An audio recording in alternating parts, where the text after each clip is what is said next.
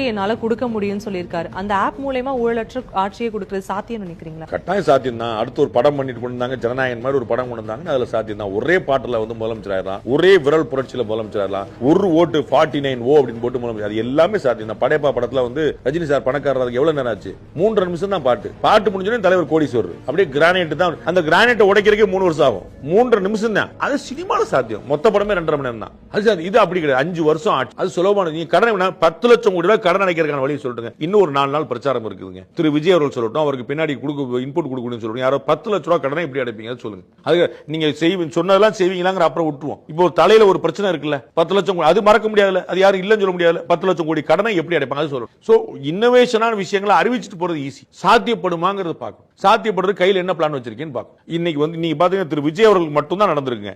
28 program வந்து அறிவிக்கிறார், 30 program cancel பண்றாரு. அறிவிச்சதோட அதிகமா கேன்சலுங்க. டெய்லி ஒன்னு அறிவிக்கிறாரு, டெய்லி ஒன்னு கேன்சல். என்ன பிரச்சனை சொல்லுங்க.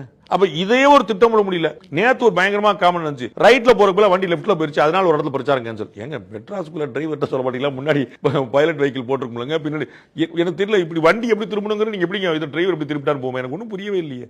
அப்ப இந்த அளவு கூட கணக்கு பண்ண முடியல. தமிழ்நாட்டில் 234 தொகுதிக்கு நீங்க போயிருக்கீங்களா? வேண்டாம். 38 மாவட்டத்துக்கு போயிருக்கீங்களா? தேர்தல் நேரத்தில் வந்து என்னை சந்திச்சு ஓட்டு கேட்கல. நான் உங்களை எப்படி நம்புறது? முதலமைச்சர்